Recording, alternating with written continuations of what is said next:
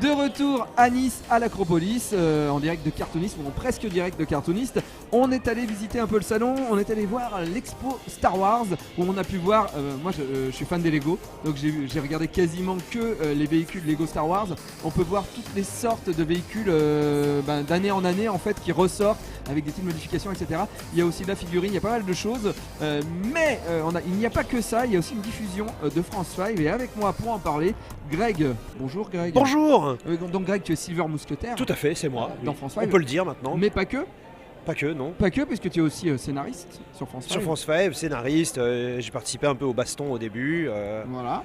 Et voilà, et puis après, on a fait beaucoup de choses. Tout le monde a fait beaucoup de choses sur France 5. C'est difficile de se limiter à un seul rôle. C'est vrai. Voilà. Alors comment c'est venu de créer France 5 ? En fait, c'était un soir, on buvait des coups chez Alex. Et Alex, il se disait, depuis que je suis sur Paris, je fais plus de films. Et je dis, pourquoi on n'en fait pas ? Et puis je lui ai dit, on pourrait faire des films d'horreur. Il dit, oh non, c'est nul. Et après, il a discuté avec d'autres gens. Et entre-temps, Pierre Giner, le prince des otaku, nous avait ramené du Japon une cassette vidéo de Haikoku Sentai, qui est une parodie de Sentai qu'avait fait Hideaki Anno et ses potes quand ils étaient à l'université. Des gens qui plus tard fonderont le studio de la Gainax. Un petit studio un peu connu. Ouais. T'as entendu parler peut-être, non ? Ouais, je sais pas. Genre Nadia de l'eau bleue, Evangelion, voilà, des trucs comme ça. Jimbusté, voilà. Et donc du coup, il a fait ce truc de Sentai en carton avec ses potes. Et Alex l'a regardé avec Black Beaujolais et Red Fromage. Il a trouvé ça génial. Et du coup, j'en ai reparlé. Je me suis dit, alors vous l'avez vu, c'est mortel. Ouais, c'est mortel. Et du coup, comme ça, dans la conversation, c'est venu. On n'a qu'à faire un Sentai français avec du pinard et du pain et voilà. D'accord.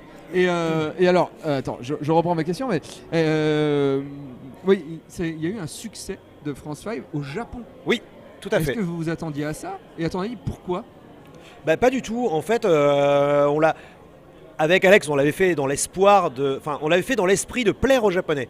Donc on avait forcé à fond les clichés français, tu vois, la baguette, la tour Eiffel, les touristes, etc.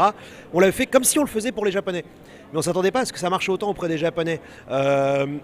En fait, ce qui s'est passé, c'est que il y a des gens très vite qui en ont parlé autour d'eux. C'est-à-dire que Pierre Giner, toujours Saint Pierre Giner, connaît plein de gens dans le Sentai. Tu vois, il a mis des gens de la Toei, il va bouffer chez XOR et tout ça. Donc il a filé à des réalisateurs de Sentai. C'est quoi hier, j'ai mangé chez XOR. Voilà. Et du coup, les mecs ont fait, oh, c'est mortel, c'est génial. Moi, j'écrivais dans Famitsu, donc dans Famitsu, ils avaient leur propre Sentai, donc ils ont fait 2 pages sur France 5, ce qui était énorme parce que Famitsu, c'est c'était un hebdomadaire qui à l'époque était tiré à, 90 000 exemplaires, enfin c'était énorme quoi. Non, je dis des conneries, 900 000 exemplaires. Oui. Ouais, c'était très très très gros à l'époque de la presse papier, c'était très puissant à l'époque. Donc il y a eu ça. De son côté, il y a Ilan Nguyen qui connaissait des réalisateurs d'animation qui forcément aimaient bien les Sentai. Donc voilà, vite fait, t'as tous des gens de l'industrie du divertissement au Japon qui ont eu cette cassette entre les mains.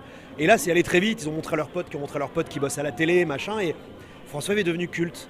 Et à partir de là, l'épisode 2, l'épisode 3, quand ils sont sortis, il y avait YouTube, tout ça qui commençait à exister, et voilà, à partir de là... Alors, entre l'épisode 1 et le dernier épisode, il y a eu un peu de temps. Oui. Est-ce que tu croyais voir la fin un jour de France 5 monter ou pas ? Oui. Tu croyais ? Contrairement à beaucoup de gens, oui, je savais que Alex avait pas le temps de le finir parce qu'il bossait comme un taré sur No Life, mais je me suis dit une fois que No Life serait numéro 1 du PAF et qu'il compterait les billets dans sa baignoire en or massif, il aurait un peu de temps pour finir, donc moi j'étais pas inquiet. Je me disais pas, on ne l'aura jamais, je me demandais juste quand on l'aurait. Mais moi, j'ai jamais été vraiment inquiet en fait. Il y a un Animeland, faut qu'on aille vite, mais il y a un Animeland qui est sorti spécial France 5. Oui. Avec tous les épisodes et des bonus et des machins et des bêtises. On a écrit des conneries il y a 2 semaines pour le mettre dedans et tout. C'est très rigolo. Si vous aimez France 5, il faut y aller. Là, c'est l'avant-première. Oui. Une sorte d'avant-première. Oui, parce qu'on a déjà eu une à Paris. Alors c'était l'avant-première. Là, c'est l'avant-première qui est accessible au grand public, on va dire.